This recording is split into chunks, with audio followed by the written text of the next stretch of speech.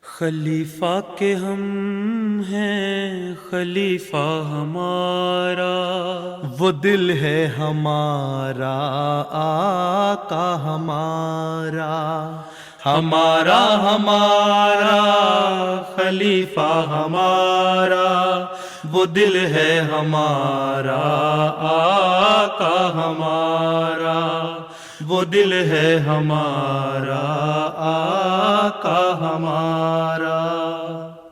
Bismillahirrahmanirrahim. Assalamualaikum warahmatullahi wabarakatuh. Selamat datang kembali di acara minggu ini bersama Huzur. Kami akan menyampaikan dua mulakat, pertama dengan khudam dari Kanada dan yang lainnya dari Ansarullah Amerika Serikat.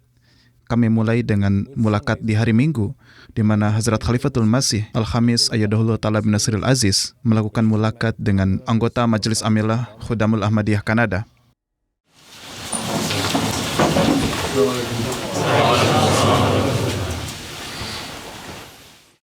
Pada tanggal 5 April, anggota Majelis Amilah Mukami Region dari Kanada mendapat karunia mengadakan mulakat dengan Hazrat Khalifatul Masih Al-Khamis Ayyadahullah Ta'ala bin Nasiril Aziz. Para khudam melakukan perjalanan khusus untuk mulakat ini yang berlangsung di Islamabad. Selama mulakat, para khudam mendapat karunia untuk memperkenalkan diri serta memohon bimbingan dari Huzur. Sebagai nazim ta'lim, saya mendorong para khudam untuk membaca buku-buku jemaat, buku-buku Hazrat Masih Maud alaihissalatu wassalam, dan mengarahkan perhatian mereka terhadap Al-Quran. Berapa banyak buku yang telah Anda baca? Huzur, saya telah membaca 60 buku Hazrat Masih Maud alaihissalatu wassalam. Sangat baik. Apakah Anda juga mendorong para pengurus untuk membaca? Pertama-tama arahkan perhatian para anggota Majelis Amilah untuk membaca buku. Apakah data Tajnid sudah terkini? Bagaimana Anda mendaftarkan anggota baru atau mereka yang baru masuk dari Atfal? Kami menerima data terbaru dari tingkat nasional.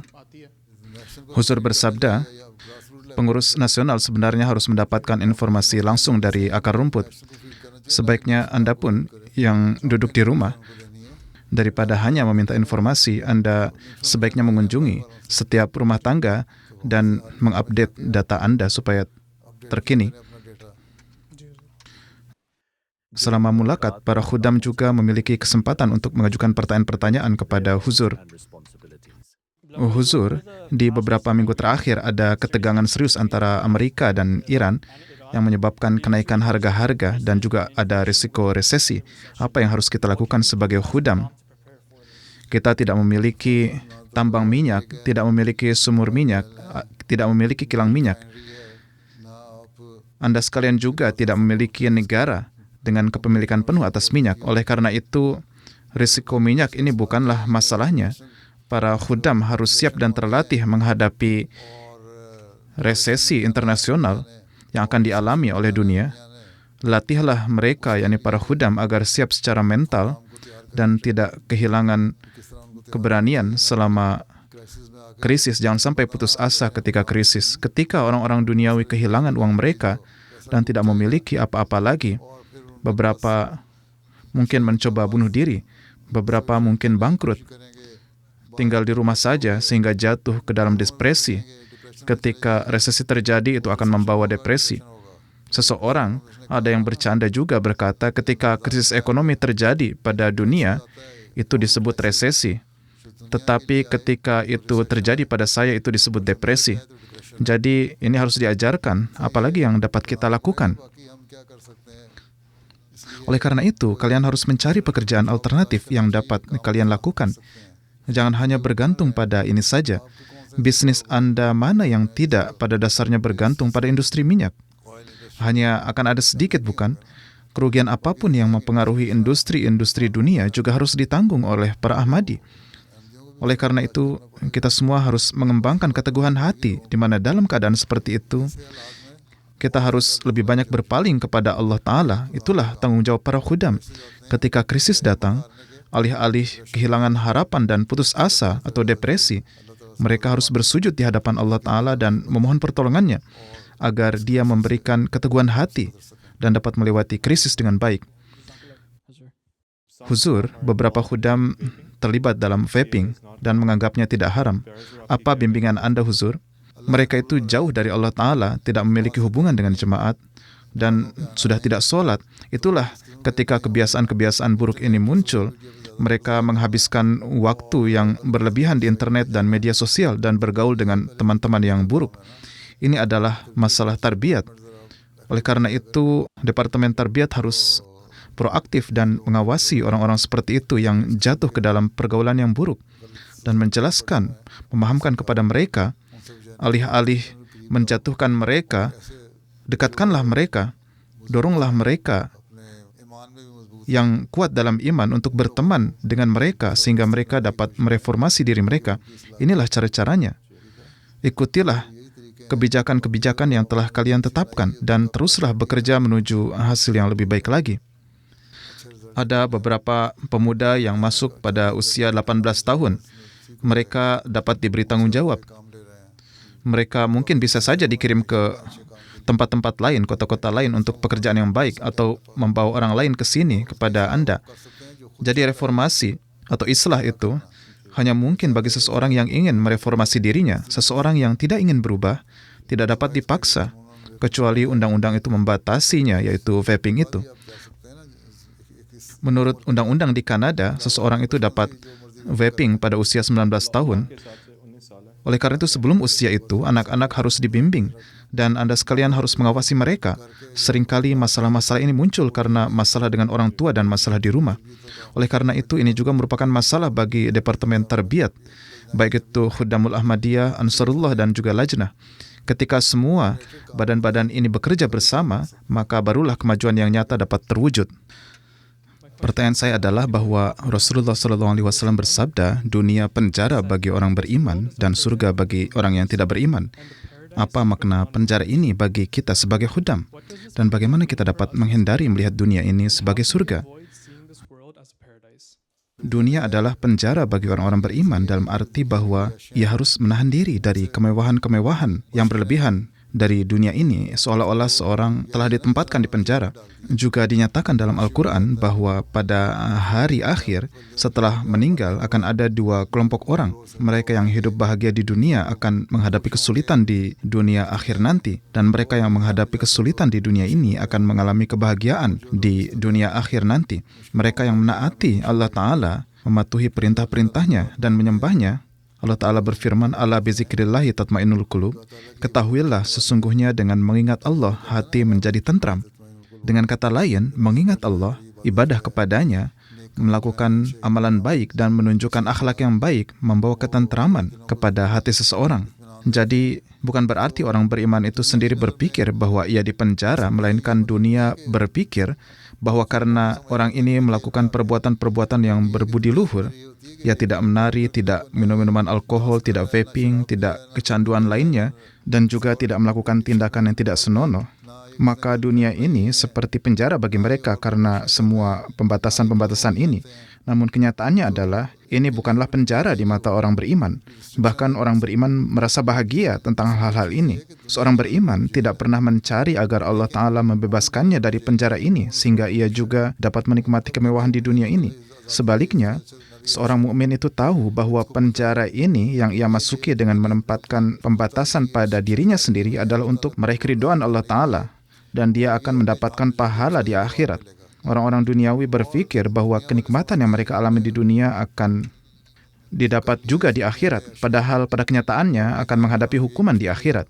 Jadi inilah artinya, seorang yang mukmin tidak pernah berpikir, dan seorang nabi pun tidak pernah mengatakan bahwa dunia ini telah menjadi penjara dan bahwa Allah harus membebaskan mereka dari penjara ini. Seorang mukmin menemukan kegembiraan dalam ibadah kepada Allah Ta'ala. Sesungguhnya mereka benar-benar merindukan untuk bertemu dengan Allah Ta'ala, sebagaimana Nabi SAW bersabda saat beliau wafat, ila rafiqil a'la. Hazrat Masih Maud alaihissalam juga bersabda, semoga Allah menganugerahkan kepada kita pengampunan dan akhir yang baik. Namun seorang yang duniawi bahkan tidak mempertimbangkan hal ini. Sebaliknya, seorang yang duniawi berpikir bahwa dunia ini telah menjadi surga bagi mereka. Ada sebuah syair Persia, nikmatilah, wahai Babar, karena kamu tidak akan mengalami dunia ini lagi. Dunia ini tentu tidak akan datang lagi, tetapi api neraka akan menjadi bagian mereka di akhirat. Oleh karena itu, apa yang tampaknya merupakan penjara di mata dunia tidak dianggap sebagai penjara oleh seorang beriman karena ia tahu bahwa ia pada akhirnya akan menerima pahala yang banyak yang akan menjadi surga baginya. Seorang duniawi berpikir bahwa sebagaimana dia menikmati kemewahan di dunia ini, ia pun akan menikmatinya di akhirat. Namun sebagaimana Allah Ta'ala nyatakan dalam Al-Quran, mereka akan bertanya-tanya bahwa mereka hidup dengan nyaman di dunia. Lalu mengapa mereka menerima hukuman di akhirat? Mereka akan berpikir bahwa mereka seharusnya juga diberi kemudahan di akhirat, tetapi itu tidak akan diberikan kepada mereka. Jadi inilah maknanya. Pertanyaan saya adalah, setelah berakhirnya Perang Dunia Ketiga, keterampilan apa yang paling berguna? Pertama dan terutama, Anda harus membangun hubungan erat dengan Allah Ta'ala agar dapat mengarahkan orang-orang ke jalan yang benar. Anda akan memberitahu orang-orang, lihat, Perang Dunia Ketiga terjadi karena perselisihan dunia, keserakahan. Anda telah menyaksikan kehancurannya, sekarang datanglah kepada Allah. Untuk membawa mereka kepada Allah, Anda harus memberikan teladan Anda sendiri.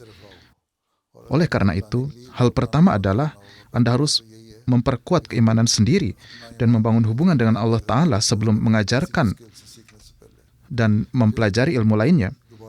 Ketika dunia akan dibangun kembali, tatanan dunia akan dipulihkan, maka keterampilan apapun yang Anda miliki akan digunakan karena semuanya akan didirikan kembali.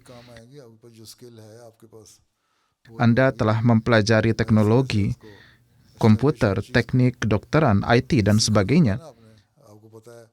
Keahlian apapun yang sudah Anda miliki perlu diselaraskan sesuai dengan keadaan pada saat itu. Inilah yang akan Anda lakukan.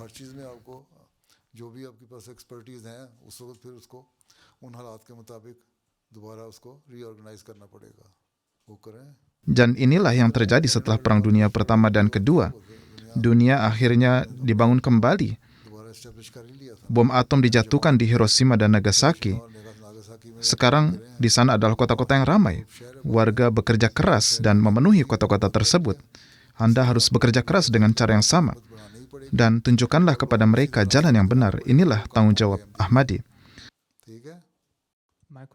Pertanyaan saya adalah, bagaimana seorang mukmin menghadapi keraguan diri? Bacalah istighfar dengan banyak. Ini hanyalah pikiran buruk. Apa itu keraguan diri? Meragukan kemampuan seseorang itu adalah meremehkan diri sendiri. Percayalah kepada Allah Ta'ala dan janganlah meremehkan diri sendiri. Ilmu apapun yang telah Anda peroleh melalui belajar, maka manfaatkanlah itu sebelumnya. Selanjutnya, berdoalah kepada Allah Ta'ala agar Allah Ta'ala memberi Anda kepercayaan diri dan kekuatan untuk belajar lebih lanjut. Apapun yang telah Anda pelajari, tingkatkanlah diri Anda dalam pengetahuan tersebut. Dan secara bertahap, keraguan diri itu akan hilang. Kembangkanlah kepercayaan diri. Kita seharusnya memimpin dunia. Ketika memimpin dunia adalah target Anda, maka keraguan diri akan lenyap dan kepercayaan diri akan menggantikannya. Mengapa Anda takut? Pertanyaan saya adalah, bagaimana kita dapat mengembangkan semangat untuk membaca buku-buku jemaat?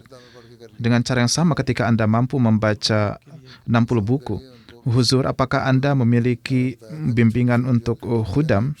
Saya telah menyampaikan kepada khudam untuk menyampaikan topik-topik kecil yang akan menarik minat kaum muda dan membagikan kutipan-kutipan yang relevan dari Hazrat Masih Maud alaihissalatu wassalam, ayat-ayat dari Al-Quran dan juga hadis-hadis di situs dan juga di media sosial Anda.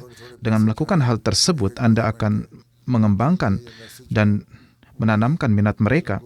Kemudian untuk masuk ke rincian yang lebih lanjut, Anda dapat mengirimkan kutipan-kutipan pendek yang berdurasi 1 hingga 2 menit dan juga memberitahu mereka dari buku mana kutipan tersebut diambil. Jemaat telah menerbitkan 5 atau 6 volume inti ajaran Islam yang berisi berbagai topik. Anda dapat memberitahu orang-orang yang berbeda-beda tentang topik-topik yang tersedia di dalamnya. Anda dapat mengambil kutipan dari sana dan secara berkala mempostingnya di media sosial. Dan edarkanlah itu terus-menerus. Nilai topik-topiknya dan dapatkan juga umpan balik dari orang-orang. Apa yang mereka minati? Topik-topik seperti apa yang mereka pikirkan? Apa ajaran jemaat, Al-Quran, hadis tentang isu-isu tersebut? Melalui ini, minat mereka terhadap agama itu akan berkembang. Oleh karena itu, kembangkanlah minat mereka. Mereka akan memiliki motivasi. Kumpulkan juga umpan balik agar Anda dapat merencanakan dan menyusun strategi yang sesuai untuk mencapai sesuatu yang signifikan. Dan menyusun strategi di dunia ini, Anda harus mengumpulkan informasi. Dengan demikian, Anda harus mengumpulkan umpan balik di setiap tingkat. Di bawah disiplin ilmu sosial, para sosiolog itu mengumpulkan data. Pemerintah dan institusi lainnya pun memiliki departemen seperti itu, ya kan? Bahkan jika sebuah perusahaan ingin membuat biskuit, mereka mengumpulkan data dari berbagai wilayah untuk memastikan rasa apa yang disukai anak-anak, rasa apa yang disukai orang dewasa, dan jenis biskuit apa yang umumnya disukai orang. Kemudian mereka juga beriklan. Kekurangan apapun yang mereka miliki ditutupi oleh iklan mereka. Kemudian mereka merilis produk mereka dan orang-orang membelinya. Demikian pula Anda juga harus bekerja sesuai dengan model ini dan memikirkan bagaimana mengembangkan minat ini pada orang-orang. Ketika mulakat berakhir, para khudam mendapat karunia untuk berfoto bersama dengan Hazrat Khalifatul Masih Al-Khamis, Ayyadahullahu Ta'ala bin Nasril Aziz, dan menerima hadiah pena. Permasalahan yang Anda diskusikan dengan Majelis Amilah Nasional dan juga Mukami, apakah Anda bagikan juga dengan mereka? InsyaAllah. Terus selesaikan pekerjaan Anda dan jalanilah konstitusi badan-badan. Assalamualaikum. Waalaikumsalam.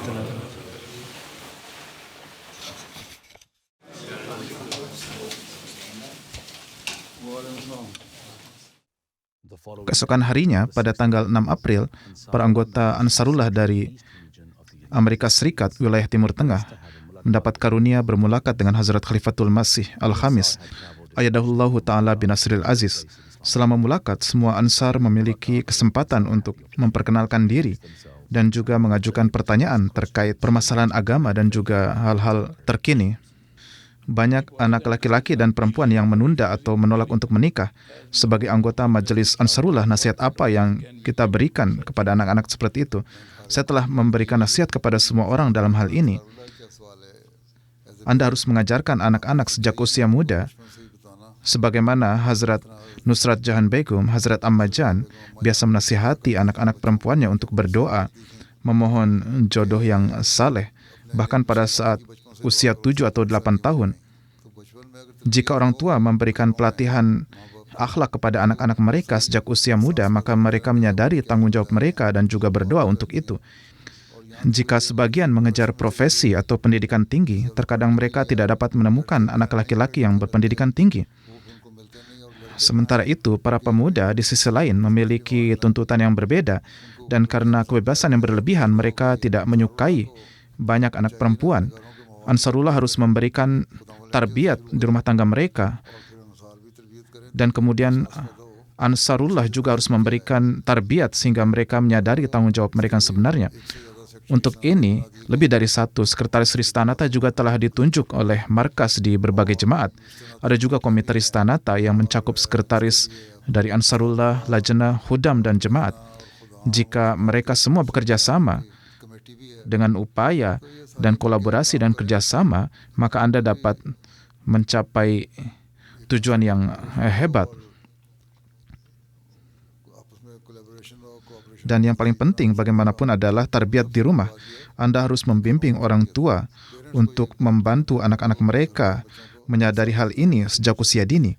Di sini, anak-anak pergi ke perguruan tinggi dan universitas dalam lingkungan yang terbuka dan bebas. Orang tua sibuk dengan pekerjaan mereka sendiri di rumah. Mereka tidak menghabiskan waktu dengan anak-anak mereka. Sekarang Anda sudah pensiun dan Anda mungkin memberikan waktu sekarang ini, tetapi mungkin Anda tidak bisa di masa lalu. Jika Anda membantu anak-anak Anda menyadari sejak usia dini, maka itu lebih baik lagi. Terkadang sulit untuk menemukan pasangan, bahkan untuk seseorang yang berpendidikan. Beberapa ingin menikah di luar jemaat, baik anak perempuan maupun laki-laki. Untuk itu, Anda dapat memberitahu bahwa izin terkadang diberikan dalam kasus bahwa mereka adalah Muslim. Bahkan izin diberikan hampir sepanjang waktu. Namun, mereka harus tetap teguh dalam keimanan mereka. Jika mereka diberi tarbiyat yang tepat dan menekankan pada keimanan, maka masalah ini tidak muncul. Di masjid di Amerika, kita terkadang melihat kegiatan penggalangan dana di masjid, meskipun acara fundraising ini, atau penggalangan dana ini tidak dilakukan di area sholat utama masjid, tetapi seringkali di musim dingin, stall ini di area sholat. Huzur bersabda, jika dilakukan di tempat sholat, maka itu tidak benar. Namun jika di luar, jika ada ruangan, lobi atau ruangan apapun, Anda dapat mengaturnya di sana untuk penggalangan dana, yaitu dan juga untuk membayar canda. Atau jika para jemaat datang ke masjid dan Anda telah menempatkannya di sana pada saat itu, maka itu tidak diperbolehkan. Sekarang pertimbangkanlah bahwa orang-orang non-Ahmadi juga melakukan pengumpulan donasi mereka dan membuat pengumuman di masjid. Jika Anda mengunjungi masjid mereka, kemudian ada di kotak di luar, orang memasukkan canda mereka ke dalamnya saat mereka pergi.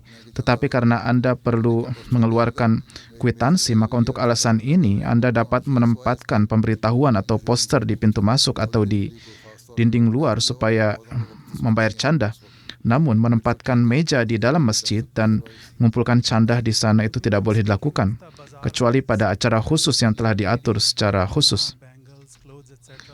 Huzur berkenaan dengan mengadakan bazar di masjid seperti apa? Ini tidak benar. Ini sama sekali tidak boleh dilakukan di dalam masjid. Tetapi di luar Anda boleh melakukannya, dan jika dingin, selama musim dingin, maka seorang dapat mendirikan tenda kecil, gazebo atau membuat pengaturan lain, tetapi di dalam masjid jangan sebaiknya dilakukan. Jika ada area luar atau halaman, maka tempatkanlah di sana. Beberapa orang melakukannya, tetapi bahkan untuk canda pun saya katakan ini sebaiknya tidak boleh di dalam. Ya, pengumuman itu dapat dilakukan di dalam. Jadi intinya itu adalah kecuali untuk tujuan keagamaan, tidak ada jenis pengumuman lain yang boleh dibuat di dalam masjid.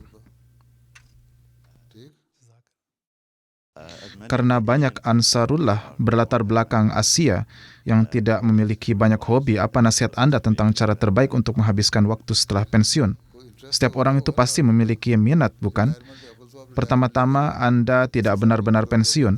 Bahkan di usia 80 tahun, mereka mengatakan bahwa selama lutut masih sehat. Saya berkata kepadanya, Dokter Sahib, lutut saya tidak berfungsi. Jadi hanya ketika lutut tidak berfungsi lagi, barulah ia berhenti bekerja. Selain itu, kalian harus terus bekerja. Di Amerika, kalian bahkan tidak mampu untuk pensiun. Kami telah melihat di sana bahwa tidak ada yang mengambil pensiun karena bantuan sosial itu tidak tersedia di sana seperti di sini. Benar kan? Jadi untuk alasan ini, Anda harus melihat apa minat Anda. Dengan demikian, manfaatkanlah orang-orang seperti itu dalam pengkhidmatan jemaat. Jika mereka sudah bebas dan memiliki sumber penghasilan, mereka harus menggunakannya untuk rumah tangga. Atau jika rumah mereka telah sepenuhnya menjadi freehold dan tidak ada mortgage atau bayar rental dan sebagainya, maka mereka mampu untuk itu. Selain itu, mereka akan menjual rumah dan tinggal di rumah yang lebih kecil. Tetapi dimanapun mereka tinggal, jika mereka benar-benar tidak mampu melakukan pekerjaan fisik, tetapi mampu melakukan pekerjaan ringan atau pekerjaan di kantor, maka jemaat harus memberikan mereka pekerjaan sehingga mereka tetap sibuk. Jika tidak ada yang lain, jika mereka memiliki pengetahuan, maka tugaskanlah mereka pada pekerjaan seperti penerjemahan. Ada komite-komite yang telah dibentuk untuk ini, untuk memikirkan bagaimana memanfaatkan mereka, dan bimbingan yang tak terhitung jumlahnya telah diberikan sebelumnya untuk ini. Saya katakan 20 tahun yang lalu bahwa pesan kita itu belum sampai kepada semua orang, jadi tugaskanlah mereka pada pengkhidmatan ini. Jadi manfaatkanlah mereka yang sudah tua ini. Jika mereka tidak dapat melakukan apapun lagi, maka biarkanlah mereka melakukan ini. Huzur, pertanyaan saya adalah bahwa saat ini di bidang kesehatan ada berkenaan dengan AI, yaitu kecerdasan buatan. Menurut Huzur, bagaimana kita melihat AI ini? Karena saya adalah seorang dokter penyakit menular. Contohnya adalah jika saya mendiagnosis seseorang dan memberikan resep antibiotik, kemudian AI memberitahu mereka bahwa dokter ini telah meresepkan antibiotik yang salah. Apa yang sebaiknya dilakukan dengan AI ini? Huzur bersabda, siapa yang memberi feed kepada AI ini, itu pun adalah dokter-dokter seperti Anda, bukan? Anda adalah seorang dokter penyakit menular, tetapi spesialis lain di bidang itu mungkin merekomendasikan obat yang berbeda untuk keadaan yang sama. Kita lihat penyakit COVID yang menyebar ini, Kita berada di garis depan dalam hal ini. Untuk itu, Anda sekalian menyuruh untuk mendapatkan suntikan dan melakukan ini dan itu. Beberapa perusahaan membuat suntikan semacam itu murni untuk menghasilkan uang. Setelah itu, orang-orang berbalik melawan mereka. Dan ada reaksi terhadapnya juga. Anda tidak memberikan jawaban untuk reaksi itu. Anda hanya mengatakan bahwa itu adalah keberhasilan untuk presentasi tertentu dari orang-orang ini, dan hanya untuk presentasi tertentu itu hasilnya tidak baik. Ini berarti bahwa secara profesional, karena hasil Anda di atas 70%, hasilnya dianggap menjanjikan, dan hasil yang menjanjikan berarti itu berhasil. Sekarang, 30% itulah yang membuat lebih banyak kebisingan. 70% yang disembuhkan tidak akan membuat kebisingan. Mereka tidak akan mengatakan apa-apa. Lebih jauh lagi, di dalam profesi Anda sendiri, ada beberapa dokter yang menentangnya. Adapun tentang AI ini, tidak ada masalah seperti itu. Misalnya dalam hal agama, ya, kita memiliki pertanyaan yang dimasukkan ke sini ke AI untuk melihat apa jawabannya. AI memberikan jawaban yang mengatakan bahwa hadis untuk ini adalah ini, dan dijawab dengan cara ini. Kemudian penanya, ia adalah salah satu Ahmadi kami. Saya telah menyuruhnya untuk melakukannya. Kemudian berkata, jawaban Anda salah. Jawaban sebenarnya adalah bahwa hadis ini bertentangan dengannya. Jadi itu AI berkata, ya Anda benar, jawaban saya itu adalah salah. Jadi AI mengakuinya sendiri. Anda tidak dapat mengandalkannya sepenuhnya, itu mengandalkan AI. Juga tidak dapat mempercayainya sepenuhnya. AI tidak memiliki pikirannya sendiri. Ini adalah pikiran Anda yang bekerja di balik AI. Setelah mereka memasukkannya, ia memberikan jawaban, atau banyak pandangan datang di hadapannya, dan ia membuat laporan dan menghasilkan satu hasil bahwa ini seharusnya terjadi, dan ia AI memberikan Anda laporan tentang itu. Oleh karena itu, katakan kepada orang-orang untuk tidak terlalu mempercayai AI. Kenyataannya adalah bahwa kami memeriksa Anda dan memberitahu Anda bahwa Anda memiliki penyakit tertentu ini, dan ini adalah tes Anda. Pertama-tama, dokter-dokter saat ini lebih mengandalkan tes. Lakukan tes darah, tes urin, tes MRI, dapatkan scan. Ini adalah yang Anda lakukan, bukan? Sedangkan dokter-dokter lama, seperti Dr. Hazrat Mir Ismail Sahib, yang adalah seorang ahli bedah umum, ahli bedah ortopedi, bukan? Dan juga spesialis THT, mereka biasa melakukan semua pekerjaan dan merawat orang-orang dengan mengamati gejala-gejala. Atau dokter-dokter yang lama, sebagaimana disebutkan mengenai Hazrat Khalifatul Masih Awal radhiyallahu ta'ala anhu. Beliau mengatakan bahwa penyakit apa yang diderita seorang hanya dengan memeriksa denyut nadinya. Anda sekalian tidak tahu apa-apa tentang itu. Jadi ketergantungan Anda lebih pada laboratorium. Dengan demikian, Anda harus memberitahu mereka, tes laboratorium mengatakan ini. Berdasarkan itu, saya merekomendasikan ini kepada Anda. AI berbicara secara tidak benar karena tidak memiliki semua tes laboratorium. Sekarang, karena orang-orang di zaman ini juga mendapatkan lebih banyak kepuasan dari tes, dan jika seorang dokter memeriksa mereka dengan sedikit lebih hati-hati, menggunakan stetoskop, dengan sendirinya membawa kesembuhan. Sekarang ada seorang wanita di Rabuah yang menjadi sangat sakit. Ia diperiksa oleh Dr. Mirza Munawar Ahmad Sahib. Ia adalah seorang dokter di rumahnya sendiri. Ia memeriksa tekanan darahnya dan lain-lain, dan memberinya beberapa obat. Ia mungkin mengalami demam atau tekanan darah tinggi. Jadi ia akan memberi obat untuk itu. Keesokan harinya ia berkata, Mia Sahib, beri saya injeksi yang sama lagi seperti yang Anda berikan kemarin. Padahal tidak ada injeksi yang diberikan kemarin, hanya tekanan darah yang diperiksa. Jadi ini adalah efek psikologis, bukan? Ya, jika Anda juga memeriksa tekanan darah dan memberikan obat, mereka akan mengatakan bahwa itu baik-baik saja. Dan untuk sisanya, katakan kepada mereka bahwa AI itu salah. Dan katakan, lihat, saya memeriksa Anda dengan sangat hati-hati. Ketika Anda mendengarkan keluhan pasien dengan penuh perhatian, mereka sudah 50% merasa tenang. AI tidak dapat memberikan rasa tenang. Ya, mungkin ada beberapa orang yang sangat percaya pada AI. Selalu ada beberapa orang seperti itu. Sekarang, bahkan ketika Anda memberikan obat kepada pasien, misalnya jika seorang dokter memberikan obat kepada saya membaca selebaran obat itu terlebih dahulu untuk melihat apa yang terkandung di dalamnya. Pertanyaan saya, kami melihat banyak wanita muda yang unggul dalam pendidikan, sementara beberapa pria muda kurang terlibat. Nasihat apa yang Huzur berikan untuk para pemuda untuk memotivasi mereka agar lebih baik di pendidikan? Huzur bersabda, intinya adalah bahwa di banyak keluarga, anak laki-laki diberikan lebih banyak perhatian, sementara anak perempuan tidak dihargai sebanyak itu. Karena hal ini pola pikir anak laki-laki menjadi terpengaruh. Mereka mulai berpikir kami adalah yang difavoritkan, jadi kami tidak perlu bekerja. Di keluarga-keluarga di mana hal ini terjadi, dan ada banyak keluarga seperti itu dalam budaya kita, mungkin tidak seumum itu dalam budaya Eropa, tetapi dalam budaya kita, terutama di latar belakang budaya Pakistan, ini sering terjadi.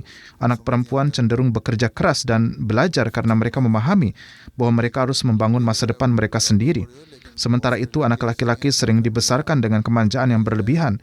Namun ada juga banyak keluarga di mana hal-hal yang ini terorganisir dengan baik, dan baik anak laki-laki maupun anak perempuan diberikan hak mereka secara sama, secara baik.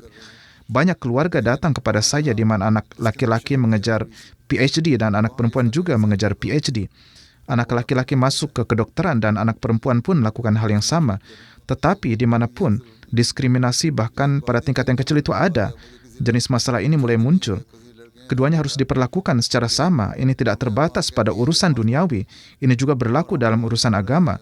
Hanya beberapa hari yang lalu, seorang gadis menulis kepada saya dengan mengatakan, ibu kami menyuruh kami untuk sholat, dan kami memang melaksanakan sholat kami. Ibu saya sendiri sangat teratur dalam sholatnya, dan kami, anak perempuan juga sholat. Tetapi saudara kami yang laki-laki setelah mencapai usia tertentu telah berhenti sholat. Mengapa? Karena ayah mereka tidak teratur dalam sholat. Dan ketika ia menyuruh saudaranya untuk sholat, ia menjawab, sholat adalah untuk anak perempuan, bukan untuk anak laki-laki. Pertanyaan selanjutnya, Huzur telah menyarankan kami untuk menyimpan persediaan makanan selama 3 bulan. Sayangnya ada banyak yang bahkan tidak mampu membeli makanan setiap harinya. Tolong berikan kami panduan. Huzur bersabda, mereka yang mampu, mereka seharusnya setidaknya menyimpan persediaan makanan yang cukup untuk beberapa bulan.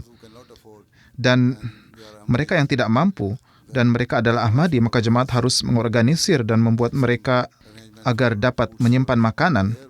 Di sini, kami telah menyimpan hampir 3 bulan beras, tepung, dan hal lainnya untuk memberi makan orang-orang yang membutuhkan atau mereka yang tidak mampu, yaitu orang jemaat yang tidak mampu juga. Jadi ini adalah tanggung jawab jemaat. Inilah mengapa ketika Rasulullah SAW berhijrah dari Mekah ke Madinah, ada cukup banyak orang yang tidak mampu untuk bertahan hidup dan untuk memiliki roti harian. Sebagian besar dari mereka akan tidur dalam keadaan lapar.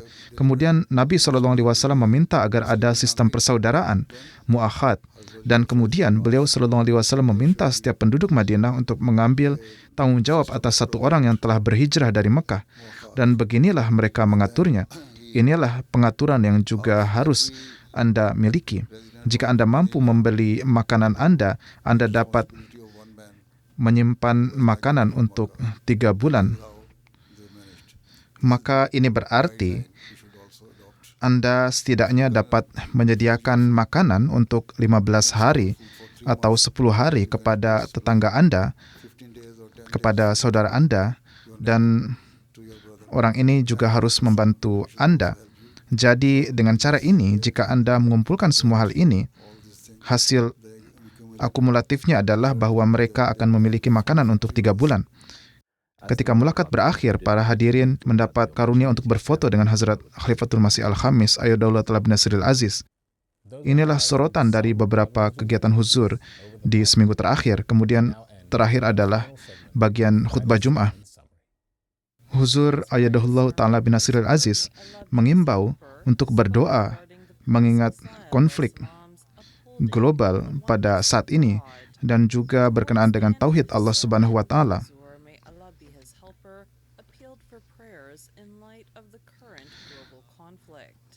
Semua orang menyadari keadaan dunia, terutama keadaan dunia Muslim. Kita harus banyak berdoa. Meskipun ada gencatan senjata, tampaknya ini tidak akan bertahan lama. Kenyataannya adalah retakan sudah mulai muncul di dalamnya. Pemerintah Israel berusaha dengan cara tertentu melancarkan serangan ke Lebanon untuk memprovokasi Iran agar mereka menjawabnya. Kini bahkan beberapa pemimpin Eropa telah mengutuk tindakan ini.